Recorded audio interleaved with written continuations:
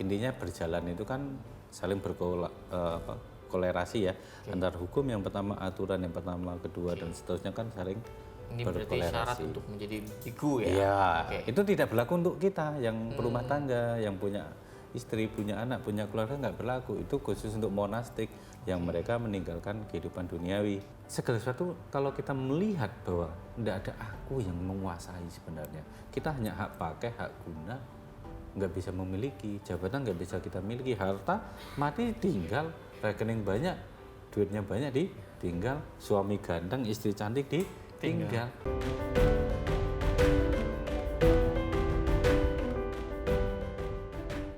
Kembali lagi bersama saya Sultan Rifandi dalam acara Interfaith di Mata Milenial Indonesia TV, Matanya Indonesia. Masih bersama dengan Pak Mitiko. Tadi kita sudah berkenalan dengan Pak Mitiko. Sekarang kita bahas terkait temanya nih Pak Mitiko ya. Ini kan tentu peran hukum universal dalam agama Buddha punya ciri khas, punya karakter, punya sifat tersendiri nih Pak Mitiko. Nah mungkin bagaimana pengertian hukum dalam agama Buddha, Pak Mitiko? Silakan. Baik. Hukum dalam agama Buddha itu terbagi menjadi dua. Satu, sebuah aturan ya, atau dalam konteksnya adalah winaya, ya, aturan yang berlaku khusus untuk penganut agama Buddha. Oke.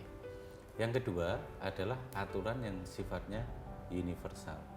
Anda seorang beragama Buddha ataupun tidak beragama Buddha ataupun tidak beragama sama sekali, ya hukum ini universal, tetap berlaku gitu loh. Meskipun bukan penganut agama Buddha. Meskipun bukan penganut agama Buddha, karena di setiap agama kurang lebih kok ada dua itu.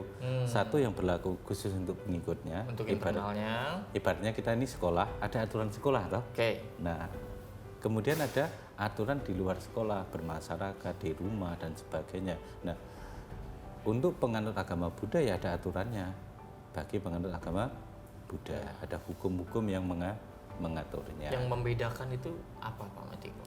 Yang membedakan adalah spesifikasinya. Contoh tentang hukum moralitas. Oke. Ya, biasa dikenal dengan untuk berumah tangga ya atau umat biasa itu dengan nama Pancasila, 5 aturan moral. Pancasila Ya. Buddha. Betul ya. Oke. Kemudian untuk biku itu namanya Patimokkha atau Pratimoksa Sanskertanya. Itu adalah 227 sampai dengan 250 aturan atau hukum yang harus dia jalani. Harus semuanya dijalankan. Iya, harus dijalankan. Intinya berjalan itu kan saling berkolerasi ya, antar hukum yang pertama, aturan yang pertama, kedua dan seterusnya kan saling Ini berarti syarat untuk menjadi biku ya? Iya, itu tidak berlaku untuk kita yang berumah tangga, yang punya istri, punya anak, punya keluarga, nggak berlaku. Itu khusus untuk monastik yang mereka meninggalkan kehidupan duniawi. Nah itu aturannya tersendiri, berbeda dengan kita. Itu pun ada golongannya di Berarti dalamnya itu sendiri. untuk internal Untuk ibaratnya. internal. Oke. Sedangkan hukum-hukum yang berlaku untuk eksternal ya atau untuk universal itu seperti hukum karma, hukum sebab musabab yang saling bergantungan, ataupun 3 kesunyataan universal itu semuanya adalah hukum-hukum yang berlaku umum. Anda beragama Buddha atau tidak beragama Buddha, namanya karma atau hukum sebab akibat itu berlaku.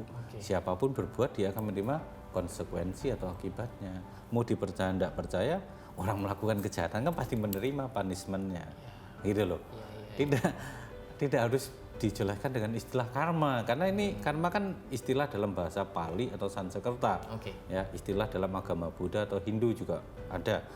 Tapi ini kan sifatnya universal. Jadi ada hukum sebab dan akibat. Berarti keduanya memang sifatnya mengatur apa yang boleh dan apa yang tidak boleh ya gitu ya. Ya kurang lebih demikian, tapi intinya bagi penganut agama Buddha, kalau Anda mau praktek, ya Anda harus seperti ini, internal. Tapi kalau yang universal, ya Anda beragama Buddha, nggak beragama Buddha, hukum ini toh tetap ada, tetap berjalan. Inilah namanya Dhamma Niyama atau ketetapan Dharma. Oke, berarti tadi yang disebutkan tentang hukum universal itu nilai-nilai yang memang sehari-hari dilaksanakan oleh masyarakat. Iya, ada di tengah masyarakat. Oke, ini kan kalau nggak salah ada 3 ya Pak Mitiko ya. Hukum dhamma, kesunyataan atau kenyataan, dan ehipasiko. Oh ya. Ini koreksi kalau saya salah nih Iya, Pak Mitiko ya. Nah itu ketiganya nih maksudnya bisa dijelaskan nggak nih dalam kehidupan sehari-harinya seperti apa gitu Pak Mitiko? Bisa. Kita contoh yang namanya sebenarnya ehipasiko itu bagian ya, bukan hukum. Oh itu bagian. Ehipasiko itu artinya datang, lihat dan buktikan. Segala sesuatu itu harus ya kita Secara empiris berarti ya? harus dilihat dulu dong, ya harus dibuktikan kebenarannya dulu dong. Kalau dalam hukum negara kan atau hukum pidana kan ada praduga tak bersalah, ya kan harus dibuktikan dulu. Seseorang kan tidak bisa langsung menjadi terpidana sebelum tersangka. Seseorang dikatakan bersalah itu kalau sudah dipidana. Kalau tersangka belum tentu terpidana, belum tentu salah, karena tersangka kan baru diduga. Ya. Nanti ketika bukti-buktinya kuat, 2 alat buktinya cukup, ya kan, dia bisa disidangkan dan diputus salah atau dipidana. Dia akan menerima hukumannya berapa tahun, berapa bulan, kayak gitu kan. Terduga, terdakwa, tersangka. Betul, ya. Tersangka kan pertama dulu, terduga dulu dong. Terduga, ini diduga nih, kemudian di BAP jadi tersangka, baru naik lagi, ya kan. Ada tahapannya. Nah, ehipasiko itu kurang lebih untuk pembuktian terhadap segala sesuatu. Jadi hal apapun di dunia ini harus bisa kita buktikan. Apalagi kita ngomong dengan anak-anak zaman now, yang generasinya bukan generasi X kayak saya, generasinya udah Y sama Z, bahkan sekarang ada namanya Alpha. Generasi Alpha. Nah ini kan banyak nih. Kita menyampaikan sesuatu kalau tidak bisa dibuktikan, ini kan mereka akan menyangkal, akan menolaknya, itu bukan gitu kan. Oh itu enggak, mereka banyak penyangkalan karena memang generasinya sudah berbeda gitu. Nah, makanya ehipasiko ini dibutuhkan. Dalam agama apapun pasti akan ketemu hal seperti itu. Ya, ada klarifikasi, ada tabayun dulu kan. Nah, dalam agama Buddha kita ada namanya ehipasiko, buktikan dulu, benar enggak? Ya, selidiki dulu benar enggak, lihat dulu benar enggak, maka datang lihat dan check and recheck lah ya. Nah, kemudian hukum dhamma namanya dhamma niyama ya. Hukum-hukum dharma ini sifatnya universal. Hukum dharma ini dibagi menjadi 3 jenis. Satu hukum tentang perubahan atau anicca. Ya, bahasa Buddhisnya anicca. Itu hukum perubahan. Segala sesuatu berubah enggak? Kita tumbuh dari kecil sampai sekarang ini kan berubah, bahkan setiap detik kita ini berubah, setiap menit, setiap hari semuanya berubah. Alam ini juga berubah, siang menjadi malam dan seterusnya. Inilah hukum perubahan. Yang lahir akan menjadi mati, inilah hukum perubahan. Semua yang ada di bumi ini mengalami hukum perubahan. Dalam pengertian Buddhisnya, segala sesuatu yang berkondisi ini berwujud hidup atau gitu ya, berwujud kelihatan dan berwujud tidak kelihatan. Ada kan ada materi yang tidak terlihat. Ya, ini semuanya termasuk jin juga gitu ya. Ya, itu akan mengalami perubahan. Itulah anicca dan itu melingkupi semesta ini. Ini berlaku universal, siapa saja mengalami perubahan toh. Bukan sekedar manusia ya, berarti. Kita tadi hangat, sekarang udah dingin, berubah. Udara ini dulunya panas, kemudian udah menyalakan AC jadi dingin gitu. Ini berubah, ada perubahan gitu. Jadi bukan hanya manusia yang berubah gitu ya. Semua yang berkondisi, semua yang berbentuk, semua yang memiliki syarat untuk tercipta itu mengalami perubahan gitu kan. Orang yang sudah dikuburkan aja berubah, nanti jadi tulang kan. Semuanya berubah. Sudah tulang terurai jadi tanah lagi toh. Nah, itu semua mengalami perubahan. Nah, yang kedua adalah hukum tentang adanya ketidakpuasan atau duka, atau bahasa Indonesianya sering diterjemahkan sebagai penderitaan. Loh, apakah penderitaan ini termasuk hukum? Penderitaan ini kesunyataan, ada, real. Contoh, saya banyak makan cabai, sakit perut, menderita enggak? Menderita, aduh nggak enak banget perut saya. Saya kebanyakan makan seafood, kemudian kolesterol saya naik, ya sini saya tegang. Menderita tidak? Ini hukum derita. Hukum derita itu dicari, bukan disalahkan. Dicari sebabnya. Karena adanya namanya samudaya, sebab duka, sebab derita. Kalau kita udah tahu sebabnya, kita bisa menghentikannya. Bisa kita cut off. Caranya cut off, ada jalannya. Gitu loh. Nah, penderitaan ini ada. Nah, ketika kita tahu sebabnya derita, oh ini yang menyebabkan saya menderita, ini yang menyebabkan saya kolesterol, di stop, selesai. Ini akan berkorelasi dengan apa? Dengan sebenarnya hukum yang selanjutnya. Nanti yang kita bahas Jadi patijasa berarti samubada. musibah, penderitaan itu masuk dalam bagian hukum? Iya. Dalam Buddha? Iya, dalam pengertiannya sebagai kesunyataan, hukum kesunyataan ya, bukan hukum yang undang-undang. Nah, ini derita ini ada sebabnya. Derita karena apa? Banjir. Banjir ada sebabnya. Sebabnya curah hujan. Tapi banyak negara yang bisa mengatur volume curah hujan, sehingga banjir. Nggak banjir. Nah, kita sendiri yang tidak bisa memanage volume curah hujan, sungainya mampet, banyak sampah dan sebagainya, jadilah banjir. Kemudian salah kita lagi tinggal di bantaran sungai yang sebenarnya bukan untuk pemukiman, itu das daerah aliran sungai untuk penghijauan dan sebagainya, tapi kita dirikan rumah. Salah siapa? Ya kan ada lagunya entah siapa yang salah gitu kan. Nah, ini kan ada sebabnya. Kita sendiri yang membuat sebab itu. Makanya sebabnya jangan dibikin. Kalau Anda tidak mau kebanjiran, bahasa kasarnya kan jangan tinggal di situ, pindah gitu loh. Pasti Anda tidak akan kebanjiran. Pilihlah daerah yang nggak banjir. Loh, daerah saya hanya sini. Indonesia ini luas loh. Tanah migrasi loh. Nah, kan sebenarnya pemerintah bisa mendorong ke situ kalau mau mengatasi banjir gitu kan. Nah, termasuk derita dari bencana-bencana lainnya itu sebenarnya bisa diantisipasi.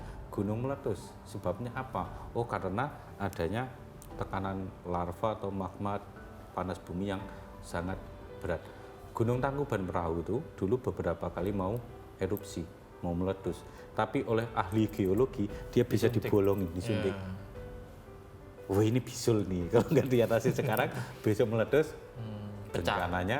Nah, ini kan manusia udah bisa merekayasa teknologinya. Oh, terus ini mau kemarau panjang.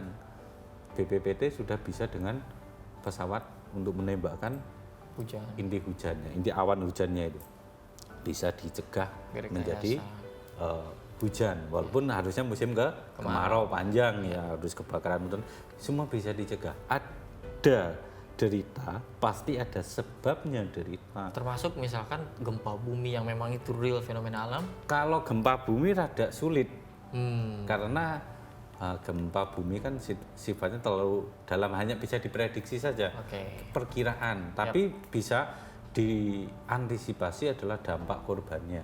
Kalau gempanya nggak bisa dicegah, gempanya nggak bisa dicegah, tapi dampak korbannya bisa dikurangi. Dengan apa? Bangunan yang tahan gempa, atau dengan ada jalan darurat yang disediakan, jalan darurat dan sebagainya gitu loh. Itu bisa, dampaknya bisa dikurangi. Kalau bencananya nggak bisa dicegah, yang dicegah adalah derita. Sebenarnya kalau daerah itu tidak ada penghuni, mau gempa bumi mau tsunami kan tidak ada masalah. Karena di situ ada manusia yang menghuni, maka manusia itulah yang kena dampaknya. Makanya dampak ini atau yang merasakan derita itu kan manusia. Nah, derita ini bisa kita kurangi kalau kita tahu sebabnya. Nah, ini hukum kesunyataan tentang derita. Kemudian yang terakhir adalah hukum kesunyataan tentang tanpa inti, tanpa aku. Inti?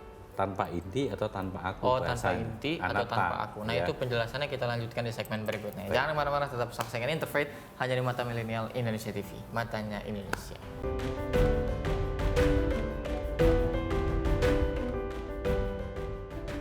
Kembali lagi bersama saya Sultan Rifandi dalam acara Interfaith di Mata Milenial Indonesia TV, Matanya Indonesia. Masih bersama dengan Pak Metiko. Tadi kita sebetulnya sudah banyak nih yang dijelaskan sama Pak Metiko terkait dengan hukum Dhamma. Kemudian juga ada beberapa hal yang dijelaskan. Nah, tadi terkait dengan salah satu bagian dari hukum Dhamma ya Pak Metiko ya, yaitu tanpa inti atau tanpa aku. Nah, ini maksudnya gimana? Apa ada kaitannya juga dengan hukum yang sebelumnya tuh, Pak Metiko? Ya, kalau kita mempelajari filosofi Buddhis ya, itu akan ketemu bahwa segala sesuatu tuh tidak ada akunya kok. Aku tuh di mana? Contoh gampang, Sultan. Coba pegang Sultan mana? Nggak ada. Ini tangannya, ini kupingnya, ini rambutnya. Where is Sultan? Di manakah Sultan? Sultan hanya perpaduan antara roh dan jasmani. Ketika rohnya pergi, masih Sultan nggak? Jenazah, mayat. Nah, ketika roh doang tidak ada jasmani, arwah dong, gentayangan. Nah, lalu di mana sultan itu? Sultan adalah julukan, sebutan yang diberikan oleh orang tua ketika kita lahir adanya rohani atau roh itu sendiri dan untuk menandakan sukma itu menandakan aja ya, dan jasmani. Kalau jasmani doang ya nggak bisa, roh doang ya nggak bisa. Loh, lalu aku tuh di mana? Ego kan kita kan, ini punya aku, ini milikku, padahal aku sendiri juga tidak ada. Kalau kita hanya ngomong inti roh ya, atau sukma atau jiwa, itu kan tidak berbentuk, tidak berwujud. Bahasa dimasukkan nurnya itu kan dari mana wujud cahaya itu? Nggak bisa digenggam. Nggak bisa digenggam gitu kan? Sama dengan hal-hal lain juga ya, kekuasaan, posisi misalkan gitu ya. Betul, ini kan nggak ada ketika kita pensiun. Ya, contoh saya seorang pejabat, usia 60 tahun pensiun. Lalu masih ada nggak jabatan itu? Nggak ada. Kalau saya seorang anggota militer atau polisi, pur. Ada keterangannya purnawirawan, selesai. Gitu kan. Nggak ada lagi jabatan itu kan hanya sampai 60 tahun. Kalau presiden hanya 2 periode, setelah itu selesai, nggak ada lagi gitu kan. Lalu kembali ke masyarakat biasa lagi. Nah, segala sesuatu kalau kita melihat bahwa tidak ada aku yang menguasai sebenarnya, kita hanya hak pakai, hak guna, nggak bisa memiliki jabatan, nggak bisa kita miliki harta, mati tinggal, rekening banyak, duitnya banyak ditinggal, suami ganteng, istri cantik ditinggal. Tuh, ini milikku. Nah, ada orang, ngapain sih kamu nggoda suamiku? Sekarang kan zamannya kayak gitu. Padahal kalau kita renungkan, ya kalau itu suamimu, ketika kamu meninggal kamu ngikut dong. Ternyata kan nggak ada orang yang meninggal, wah aku cinta mati, kemudian ikut dong, nggak ada kan. Nah, karena tanpa aku, kita menyadari bahwa itu bukan milik aku. Kita hanya berjodoh di dunia ini sebagai pasangan, sebagai teman, sebagai karyawan dengan atasan, dan ini hanya jodoh di dunia yang sifatnya sementara. Kalau kita tahu bahwa segala sesuatu sementara, lalu kita kemelekatannya, keakuannya kuat, itulah derita. Balik kedua, karena kayak meja ini aja, meja ini juga tanpa inti, karena suatu hari meja ini akan lapuk, akan hancur jadi tanah lagi. Lalu di mana mejanya? Kemudian seperti meja, saya ambil kaki-kakinya, jadikah meja? Enggak. Saya ambil atasnya jadi meja lagi? Enggak. Tapi kalau teh bisa diminum ini gimana?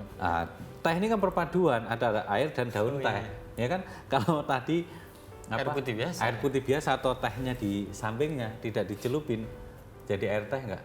Kan dia udah perpaduan. Segala sesuatu itu perpaduan, dan perpaduan inilah tanpa ini. Ini hukum universal. Kalau kita memahami itu, kita belajar agama apapun, belajar filosofi apapun, kita tidak akan memegang erat apalagi sebuah jabatan. Nggak ada kesombongan. Nggak ada. Oh, jadi orang yang apa? Tawadu ya? Tawadu. Kayak gitu. Ya kita manusia ya menjalani hidup dengan normal, tidak berperang. Berperang apa sih? Mempertahankan ego. Tapi gimana cara kerjanya nih Pak Metiko? Maksudnya kalau semua entitas di dunia ini pada akhirnya sebetulnya hanya puzzle-puzzle, rangkaian-rangkaian, gimana kita menyadari bahwa oh iya, I'm nothing gitu? Iya. Karena ini ada hukum yang selanjutnya, namanya paticca samuppada, atau hukum sebab musabab yang saling bergantungan. Ini sifatnya universal. Bahasa simpelnya di paticca samuppada itu, dengan adanya ini maka itu ada. Dengan timbulnya atau munculnya ini maka itu juga muncul. Dengan lenyapnya ini maka lenyap juga hal itu. Artinya segala sesuatu itu berkorelasi. Ketika ada perpaduan akan ada wujud. Ketika ada jasmani dan rohani, jiwa dan jasmani itu bersatu, adalah manusia yang disebut sebagai metiko, yang disebut sebagai sultan. Tapi kalau terpisah unsurnya bagaimana? Kan dengan adanya ini maka adanya itu. Dengan tidak adanya ini maka itu juga tidak akan ada. Ini semuanya adalah sebab musabab yang saling bergantungan. Dengan adanya bumi maka ada manusia, ada makhluk yang tinggal di dalamnya. Kalau bumi ini tidak ada, kira-kira kita di sini enggak.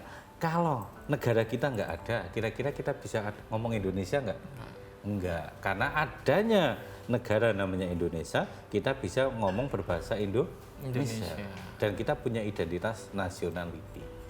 Gitu loh, identitas kenegaraan. Oh, ini Indonesia gitu. Padahal kalau kita lihat sejarah masa lalu, Indonesia enggak ada. Indonesia kan rangkaian dari sejarah yang sangat panjang sampai kemerdekaan lahirlah nama Indonesia.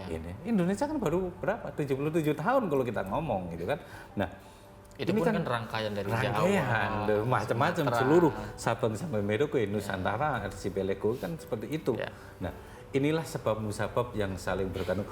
Berkumpulnya banyak suku bangsa, ya, pulau-pulau menyatakan komitmen politiknya untuk bernegara yang satu Indonesia, lahirlah bangsa dan negara Indonesia. Gitu loh, komitmen politik negara itu. Nah, itu kan sebab musabab yang saling berkaitan, yang saling bergantungan. Kalau coba mau masing-masing, ada nggak? Nggak bisa. Menjadi suami istri, istrinya jalan sendiri, suaminya jalan sendiri, bisa nggak? Nggak bisa. Bisa jadi anak nggak? Nggak bisa. Anak siapa dulu? Nah, kan seperti itu kan? Nah, semuanya saling, adanya suami istri, ayah dan ibu, lahirlah bayi, anak, gitu kan? Inilah namanya sebab musabab yang saling berkaitan.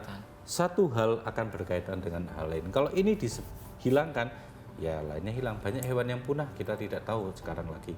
Masih ada nggak hewan itu? Oke. Seperti itu hewan purba contohnya. Berarti tanpa aku dan hukum yang dijelaskan ya, itu berkaitan. Saling berkaitan dan ini sifatnya universal. Semuanya saling berkaitan. Tapi kayaknya di poin ini susah sekali diterapkan sama banyak orang sekarang nih, Pak. Contoh gampang kalau mau menerapkannya. Kalau nggak ada api, nggak ada air, nggak ada teh, nggak akan jadi air teh. Ya.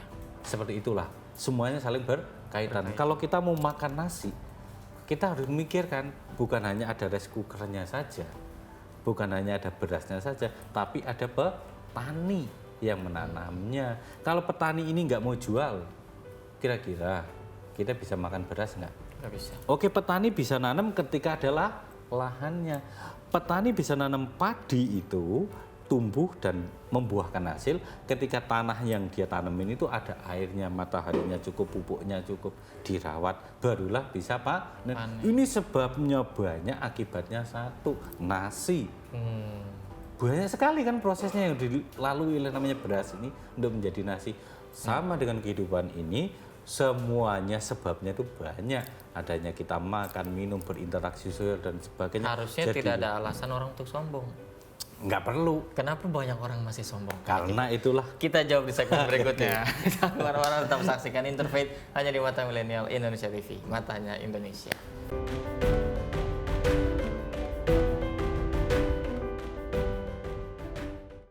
Ya, kembali lagi bersama saya Sultan Rifandi dalam acara Interfaith di Mata Milenial Indonesia TV, Matanya Indonesia. Masih bersama dengan Pak Metiko. Kita lanjutkan nih Pak Metiko. Berarti itu hanya menjadi jenis-jenis hukum dhamma ya, atau hukum kebenaran tadi. Hukum kebenaran yang sifatnya universal. Orang mau terima tidak terima dia tetap berlaku. Toh segala sesuatu memang saling berkaitan. Anda mau terima tidak terima, segala sesuatu saling berkaitan. Segala sesuatu adalah patija samu pada gitu loh. Dan yang poin tadi itu menarik sekali itu Pak Metiko, tanpa aku tadi. Karena masih banyak orang yang sombong, berarti kenapa itu Pak Metiko? Ya karena ada namanya kilesa. Kilesa itu namanya kekotoran batin. Kekotoran batin. Batin kita ini kotor, ditutupi oleh keakuan yang kuat. Ini milikku, ini punyaku. Jadi itu muncul dari mana? Karena kita melekat bahwa ini adalah sesuatu yang spesial yang harus aku miliki, aku genggam. Sekarang gini, contoh ya, emas ini mahal nggak? Mahal. Emas ini barang mewah nggak? Barang mewah. Suka nggak setiap orang sama emas? Suka. Tapi berapa lama kita suruh menggenggam emas bisa tahan? 1 hari? Nggak bisa 2 hari? Juga kayaknya seharian. Tetap harus dilepaskan karena emas itu akan berguna ketika kita membutuhkannya. Tapi kalau kita nggak butuh, kita genggam, kita pakai terus kita gini, nggak berfungsi toh. Inilah keakuan. Oke, kita memang membutuhkan segala sesuatu yang ada di dunia ini, uang, materi dan sebagainya kita butuh. Popularitas dan iya, sebagainya. Kita butuh. Tapi ada kalanya kita harus melepasnya. Ya, cerita di awal tadi, pejabat kan hanya sampai 60 tahun, presiden hanya 2 periode. Setelah itu kan selesai. Nah itu dia harus tahu diri, sadar diri bahwa ketika kita akan menjadi tua, akan menjadi sakit, akan menjadi mati, semua kita lepas, semua kita tinggalkan. Nggak ada yang kita bawa, bahkan baju pun nggak kita bawa. Kalau sebagai orang yang meninggalnya dikubur, semua ditinggal di tanah. Kalau orang yang meninggalnya dengan dikremasi, semua juga ditinggal menjadi abu. Selesai, nggak ada apa-apa. Roh kita saja mau kemana, sesuai baik dan buruknya perbuatan. Karena energi, baik dan buruk itu energi. Baik akan menghasilkan energi yang positif, ya, yang membangun kebahagiaan. Buruk akan menghasilkan energi negatif yang membangun penderitaan. Itulah. Nah, nanti roh ini akan ke alam yang surgawi, bahagia, atau alam yang menderita neraka sesuai dengan energinya. Kuat mana dorongannya itu. Kalau kuat dorongan yang baiknya, bahagianya, dia up. Tapi kalau kuat yang buruknya, yang menderitanya, dia akan down. Seperti itu. Kan kehidupan seperti itu. Ya. Jadi segala sesuatunya, ya, yang ada di dunia ini memang harus kita lepaskan cepat atau lambat, suka dan tidak suka. Nah, menyadari proses bahwa segala sesuatu tidak ada yang milikku, inilah yang membuat kita tidak sombong, tidak egois, tidak mau menang sendiri, dan tentunya menghindari dari konflik. Dan bumi ini akan menjadi tempat yang nyaman. Orang konflik karena ego, orang serakah karena ego. Negara perang karena ego. Ego. Contoh sederhana, ketika setiap orang tidak serakah, nggak ada di Indonesia namanya orang lapar dan miskin. Tapi karena adanya yang terlalu kaya, ya, terlalu lebih dan tidak mau berbagi. Kalau mau berbagi, oke, ya, tidak mau berbagi kepada yang papa yang menderita. Akhirnya di Indonesia masih dijumpai orang yang hidup di bawah garis standar, kemiskinannya masih, dia mau hidup. Yuk, banyak sekali kalau kita ke daerah, jangankan daerah sekitar Jakarta aja banyak sekali. Masih banyak gelandangan. Dan kita masih merasa sedih, gimana saya mau bantu pun saya tidak mampu. Nah, sedangkan mereka yang harusnya memiliki kemampuan untuk lebih, hatinya belum tergerak. Bukan tidak, belum. Nah, kitalah yang mendorong. Nah, tugas tokoh-tokoh agama, pemuka agama ini mendorong kesetaraan. Agar surga itu bukan hanya setelah mati, tapi saat ini real ada. Karena yang berlebih ini kalau didorong oleh para pemuka agama, dia mau lo berbagi. Karena dia ngerti pahala gitu loh. Kalau dia nggak ngerti pahala kan, enggak, aku yang cari, aku yang kerja kok. Nah, tapi kalau dia dikasih tahu, Pak, mati nggak dibawa lo, Bapak harus kumpulin pahala lo, dia lepas. Di sana ini ya banyak orang saya, yuk kita bangunin tempat tinggal yang layak huni gitu kan. Ada namanya program bedah rumah. Wah, itu kan ada company yang melakukan CSR seperti itu kan. Itu bagus karena ada dorongan-dorongan kebaikan dari ajaran-ajaran agama. Meskipun banyak drama-dramanya lah yang itu kita skip lah, Tapi yang jelas, karena ketika kita menyadari hal itu, segala sesuatu harus dilepas. Nah, gitu. Kalau hukum kesunyataan dan kenyataan, sunyata itu sesuatu yang berlaku bukan hanya di bumi. Bukan hanya di bumi. Di alam semesta ini. Dari awal tercipta sampai hancurnya alam semesta namanya sunyata. Tapi ini bagian dari hukum yang universal? Iya, universal. Karena nanti dia mengatur tentang kalau di Buddha itu namanya Pancaniyama, atau hukum kosmologi punya Buddhis. Nah, panjangnya ada 5 hukum, tapi kalau dijelaskan kayaknya nggak cukup selesai ini materinya ya. Kemudian kenyataan itu apa yang real kita lihat dengan mata. Ya, kesunyataan belum tentu kita bisa melihatnya. Tapi kalau kenyataan ini teh nyata. Wujud. Kelihatan teh. Ini sultan nyata, kelihatan wujud gitu. Tapi ketika kita sudah meninggal, sultan di mana? Itu butuh hukum namanya kesunyataan untuk melihat itu. Jadi itu mungkin untuk alarm diri bahwa ada kehidupan setelah mati loh. Betul. Karena kehidupan ini bukan hanya kita sebagai manusia saja. Menurut Buddhis itu kan alam semesta ini ada 31 kelompok. 31 kelompok. Iya, makanya disebut 31 alam kehidupan. Bukan hanya manusia saja. Ada alam di bawah manusia, ada 4 disebut alam dugati atau alam menderita. Ada alam binatang atau alam hewan. Alam hewan ini bagaimana? Ya mereka hewan memiliki hukumnya hewan sendiri, bukan hukumnya manusia. Ya ular punya hukumnya sendiri. Mereka saling memangsa itu bagaimana? Itu hukumnya mereka. Ya, kemudian ada hukum makhluk halus, bahasa kasarnya itu setan ya. Itu kita nyebut makhluk halus. Karena kalau ngomong setan itu kasar ya. Dan mirip sama saya juga sultan. Beda. Nah, itu ada golongan makhluk halus. Golongan makhluk halus sendiri ada 41 jenisnya. Ya dijelaskan oleh Buddha. Kemudian golongan asura atau jin. Ada beberapa jin yang dijelaskan atau asura. Kemudian golongan alam neraka atau niraya. Itu juga empat golongan alam yang menderita. Di atasnya manusia, di atas manusia ada 6 surga kenikmatan indrawi. Di atasnya lagi masih ada surga yang kenikmatannya atau kebahagiaannya non indrawi. Karena di sana deskripsinya alam cahaya, alam bahagia yang sudah tidak memiliki wujud rupa seperti manusia, gitu loh. Jadi udah beda lah ya. Beda. Ini sunyata. Yang orang kemana sih setelah mati? Nah, kalau kita mempelajari itu, lah itu ya wilayahnya. Itu lewatnya itu hukum tadi sunyata. Tapi kalau kenyataan yang di saat ini, ya kita capek istirahat nyata, gitu loh. Ngantuk tidur. Tidur gitu loh. Nah, inilah kenyataan hidup. Ada utang piutang, ada untung rugi. Buddha menjelaskan ada 8 ya kondisi kehidupan atau ataloka dhamma yang menjadi kenyataan real atau fakta kehidupan. 1, untung rugi. Kedua, dikenal tidak dikenal, viral dan unviral. Dikenal tidak dikenal. Ya, viralan langsung jadi artis dadakan kan. Suara sumbang aja langsung jadi artis.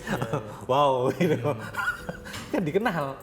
Ada yang tidak dikenal. Dia punya talent, punya apa bagus, tapi tidak dikenal. Ya. Kemudian dibenci dan dicinta. Ini hukum dunia. Terus ada suka dan duka. Inilah kenyataan hidup, 8 kondisi. Ya, 8 kondisi. Kenyataan itu. Kenyataan. Inilah kenyataan hidup yang mempengaruhi manusia.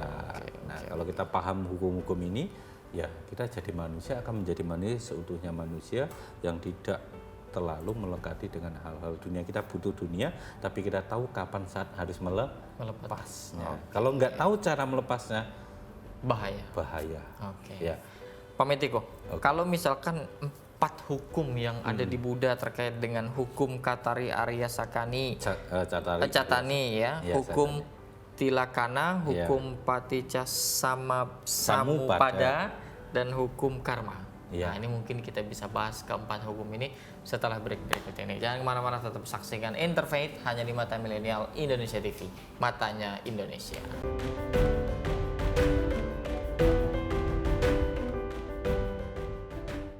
Kembali lagi bersama saya Sultan Rifandi dalam acara Interfaith di Mata Milenial Indonesia TV, matanya Indonesia.